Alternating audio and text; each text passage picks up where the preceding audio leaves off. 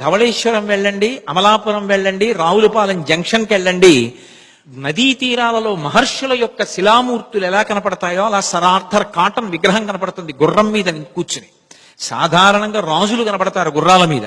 మాకు తూర్పుగోదావరి జిల్లాలో ఎక్కడికెళ్ళండి గుర్రం మీద కూర్చుని కాటన్ కనపడతాడు. ఎందుకని అంటే ఆయన బ్రిటిష్ గవర్నమెంట్కి ఎప్పుడో ఒక ఉత్తరం రాశాడు.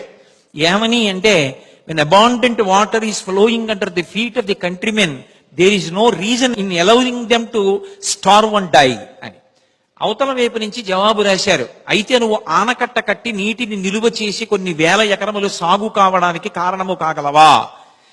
గుర్రం వేసుకుని అరణ్యాల వెంట బయలుదేరి ఆయన్ని దోమలు కుడితే 1 సంవత్సరం పాటు అస్వస్థతకి లోనైపోయి తిరిగి ప్రాజెక్ట్ ఎక్కడ కడితే బాగుంటుందన్నది ఆలోచించి ధవళేశ్వరం దగ్గర అయితే కొండ ఉంటుందని ఆయనకి రాజమండ్రిలో కట్టాలని కోరిక. తనకి కోరిక ఉన్నా అక్కడ కొండ ఉందని, అక్కడ కట్టిన ఆనకట్ట 10 కాలాలు నిలబడుతుందని, ఆ ఆనకట్ట వల్ల కొన్ని వేల ఎకరాలు సస్యశ్యామలమవుతాయని, దానివల్ల ప్రజలు బ్రతుకుతారని ఆయన దేశంలో ఉన్నన్నాళ్ళు కూడా కష్టపడి అంత గొప్ప బ్యారేజ్ కట్టి ఆఖరికి ఒక స్థితిలో ఆయన శరీరం పడిపోతుందనుకున్నారు. ఏడాది పాటు అస్వస్థతకి లోనైపోయి ప్రాజెక్టు వదిలిపెట్టి దూరంగా వెళ్ళిపోయి విశ్రాంతి తీసుకోవాల్సి వచ్చింది. మళ్ళీ వచ్చి ప్రాజెక్టు పూర్తి చేసి అందులోంచి గోదావరి జలాలు వెళ్లి రైతులందరూ సాగు చేసుకుని అన్నం తింటే పొంగిపోయాడు. ఎక్కడివాడు? ఈ దేశం వాడా? తూర్పుగోదావరి జిల్లా వాడా? ఈ ధర్మం వాడా? ఆయనే రాసుకున్నాడు, a true Christian has to rise up to the occasion and meet the needs of the countrymen అని.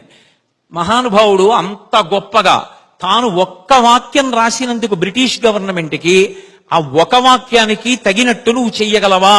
నేను చెయ్యగలను అని నిలబడ్డాడు.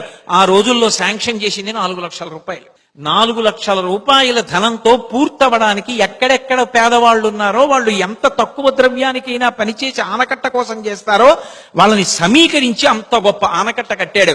నిజంగా నువ్వు ఒక సంకల్పానికి నిలబడాలి అంటే కాలవగట్టున ప్రతి చోట కనపడుతున్న హనుమ చాలు. తూర్పుగోదావరి జిల్లాలో గుర్రం మీద కూర్చుని కనపడే సర్ ఆర్థర్ కాటన్ చాలు. జీవితంలో ఆశీసిద్ధి కొరకు మనం వీళ్ళని తీసుకోవాలనుకోవాలే తప్ప ఆ లక్ష్య సాధన